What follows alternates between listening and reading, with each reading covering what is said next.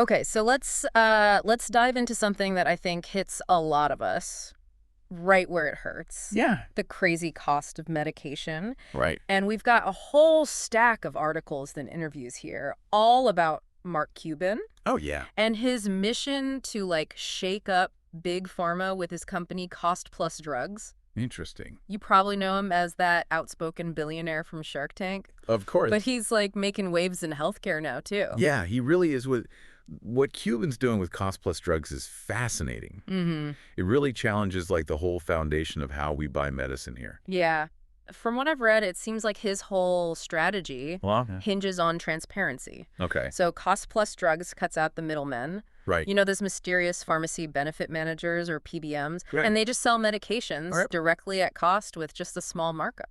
You're right. PBMs are really at the heart of this whole debate. Yeah. Like they're supposed to negotiate better prices for insurance companies and patients. Yeah. But a lot of people argue they actually drive prices up. Wow. It's a really complex system, and Cuban's trying to just bypass it completely. It's kind of mind-blowing when you see the price comparisons. Yeah. One article mentioned a statin, like a common statin, Huh? could cost you like $200 through traditional channels, Wow. but only $5 through Cost Plus Drugs. That's insane. Yeah, it's a game changer, you know, especially for people on fixed incomes Right. or folks dealing with chronic conditions. The examples are really remarkable. Like there's a chemotherapy drug Oh, wow. that normally costs like $3,000 to $4,000 out of pocket, Gee. but it's available for just $20 through Cost Plus Drugs. Wow. It really makes you wonder, like, if they can offer these medications at such lower prices, what's been going on all along? Right. It's almost like we've been taking these high prices for granted Yeah, for way too long. totally. Cuban seems particularly fired up about the role of PBMs, Hmm. claiming they're the real reason behind these inflated drug costs, even more so than like big pharma itself. Cuban's stance is definitely provocative, but he does back it up Yeah. with some pretty compelling arguments. Like what? He even shared a story about insulin pricing, Okay. saying that PBMs were marking up the price significantly, Wow. even though Big Pharma was selling it way cheaper. So they were just pocketing the difference. Essentially, yeah. He's arguing that PBMs have been gaming this system to their advantage. Well, that raises an interesting question. What's that? If PBMs are contributing to these crazy prices, why haven't they faced more scrutiny? Well, their practices have been pretty secretive for a long time. Oh, I see. But Cost Plus Drugs is shining a light on this issue, Okay. and it seems to be having a real impact. Yeah, you can definitely feel Cost Plus Drugs shaking things up. For sure. There's even been a Senate investigation into PBMs, Really? prompted in part by the attention that Cost Plus Drugs has brought to the issue. That's huge. And we're even seeing big players like CVS Caremark starting similar programs in response to their success. It's a clear sign that the industry is taking notice. Yeah. The question is, will this lead to lasting change Mm-hmm. and actually make medication more affordable for everyone? So Cost Plus Drugs is having like a tangible effect Yeah. on the industry. Uh-huh. But what about Cuban's personal opinions Yeah. on the whole pharmaceutical landscape? Right. It seems like he has some pretty strong beliefs about how things should work. Cuban's criticism goes beyond just pointing fingers, though. Okay. He argues that the current system incentivizes PBMs Mm-hmm. to put profit over patient well-being. Not good. And he advocates for a complete overhaul, Wow. pushing for more transparency and a shift in focus For- to actually making medication affordable. That's a bold vision. It is. And one that's obviously ruffled some feathers in the industry. For sure. But it also resonates with a lot of people who are Mhm. struggling to afford their meds. Absolutely. Cuban's approach with Cost Plus Drugs is like a real-world example, Mm. of how a business model can be used to challenge the status quo Yeah. and potentially create positive change. And this isn't just about saving a few bucks on your prescriptions. No. We're talking about potentially changing the entire way we access and pay for life-saving medication. It's huge. It's a huge issue, and Cuban's not afraid to tackle it head-on. He certainly isn't. Mm-hmm. But Cost Plus Drugs is just one piece of the puzzle. Okay. Cuban has some really intriguing thoughts on other topics, too. Like what? From the future of social media to the impact of technology on politics. Let's dive into those next. You know, Cuban's approach with disrupting big pharma, Mm-hmm. it's actually really similar to how we view social media. Oh, really? He sees both as spaces that are, like, ripe for disruption Okay. and in need of a serious shakeup. Interesting. Yeah. Well, he's been pretty vocal Uh-huh. about his dislike for the direction that Twitter has taken under Elon Musk. Yeah. One of the articles even called it like an existential moment for the platform. Oh, wow. Yeah. What's interesting is that Cuban isn't just complaining. Right. He's actually looking at alternatives. Oh, okay. He's been a big fan of Bluesky. Bluesky. Yeah, it's a decentralized social media platform. Okay. And he thinks it offers a more genuine and engaging experience. He's really drawing a contrast between the two then. Totally. Yeah. He sees Twitter as becoming more and more like just a platform for Elon Musk's thoughts, Oh, interesting. while Bluesky actually fosters real conversations and connections. Okay. So he sees it as like more of a community Exactly. than just a broadcast. Cuban seems especially drawn to Bluesky's potential Mm. for dealing with online harassment and negativity. Okay. He actually describes it as more troll-resistant. Yeah. That's a welcome change in the social media landscape for sure. Absolutely. So like how does Bluesky actually achieve that? Right. What makes it different from these other platforms? It comes down to its decentralized structure. Okay. So unlike traditional social media platforms where one company controls everything, Right. Bluesky is built on a network of independent servers. Interesting. Yeah. This means that no one entity has complete control over the platform Okay. or the ability to just censor content. So it's more like a network of interconnected communities. Exactly. Rather than one giant platform. And this structure, according to Cuban, makes it way harder Mm-hmm. for trolls and bad actors to gain a foothold I see. and disrupt the experience. That makes sense. Yeah. And it also allows for more user control over their data and privacy. That's cool. It's a fascinating concept. It is. And it definitely aligns with Cuban's overall philosophy of challenging these established systems Yeah. and pushing for more user-centric approaches. Absolutely. Yeah. But Cuban's disruptive thinking Yeah. doesn't stop at social media. Oh, okay. He's got some pretty bold opinions about how technology is impacting politics, too. Oh, yeah. He even said that Gary Gensler, the Wow. chair of the Securities and Exchange Commission, Right.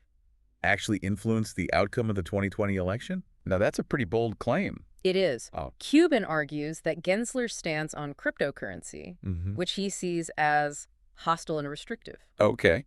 alienated a lot of young voters, Interesting. especially men who are more and more interested in crypto. I see.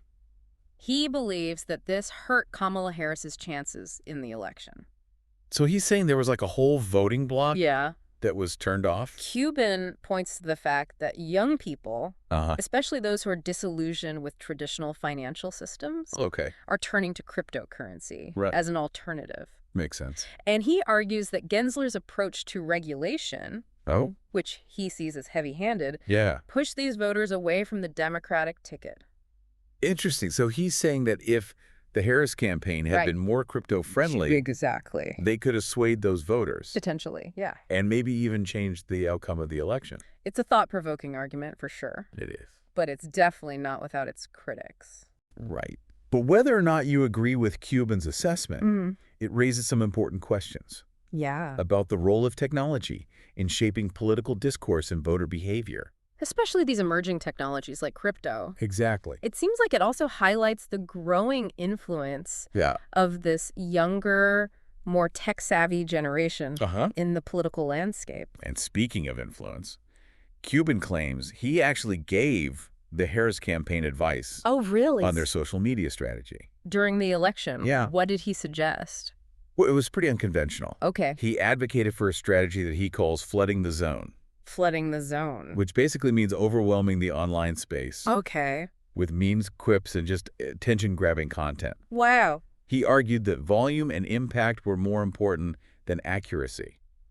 Interesting. So that's a pretty big departure from the traditional approach of Yeah. focusing on like facts and policy positions. It is. And while the Harris campaign didn't end up taking his advice, it does reflect a growing trend that we're seeing in political communication, where attention-grabbing tactics and viral content Yeah.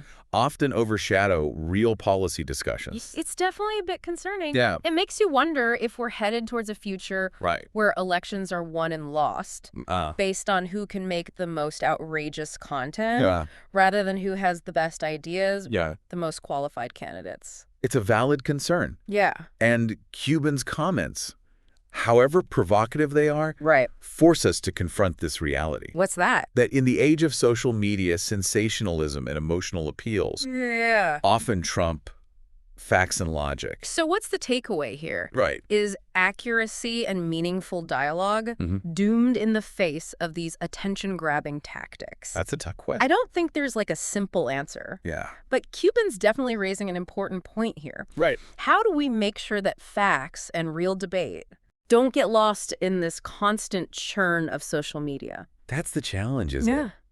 It's the challenge we all face as consumers of information now. Right. We need to be more careful about what we read, Mm-hmm. what we share online, Yeah. and we need to hold our leaders accountable Right. for the kind of messaging that they're putting out there. It can feel really overwhelming, though. You can. Like, how do you even start sifting through all this noise and figure out what's real and what's just designed to get your attention? Well, I think it starts with being aware of our own biases Okay. and being willing to engage with viewpoints that challenge our own. Yeah. It's easy to get stuck in these echo chambers online, Right. but it's important to seek out different perspectives. Mm-hmm. Be open to having our minds changed. And that goes beyond just politics, too. Absolutely. Whether we're talking about healthcare, Right. technology, any other issue. It all applies. Yeah, critical thinking Uh-huh. and thoughtful dialogue are so crucial. I completely agree. We can't just passively consume information. Right. We have to actively engage with it, question our assumptions, and be willing to dig deeper Yeah. to find the truth. This whole conversation reminds me of that saying, Oh, which one? a lie can travel halfway around the world Right. while the truth is still putting on its shoes. Yeah. That's very fitting. It is. And in the age of social media, that lie can travel even faster Totally. and reach an even wider audience. A much bigger audience. So what's the takeaway for our listeners today? It Yeah. feels like we've covered so much, We have. from the crazy prices in pharmaceuticals Yeah. to this trend of sensationalism in politics. I think the key takeaway is this. Okay. Don't be afraid to question things. Mm-hmm. Demand transparency and fight for the changes you want to see in the world. Yeah. Just like Mark Cuban's doing with cost plus drugs. You know, and you can actually go to their website Oh, yeah. and see the transparent pricing for yourself. It's pretty amazing. It might change how you think about the cost of medication. It's a powerful example of how one person Yeah. can challenge a huge system Right. and make a real impact. It's been a fascinating deep dive Yeah. into the world of Mark Cuban, Uh-huh. his mission to disrupt Big Pharma, Yeah. and all his interesting opinions Right. on everything from social media to politics. Did great. Until next time, keep questioning, Yeah. keep learning, and keep pushing for a better future.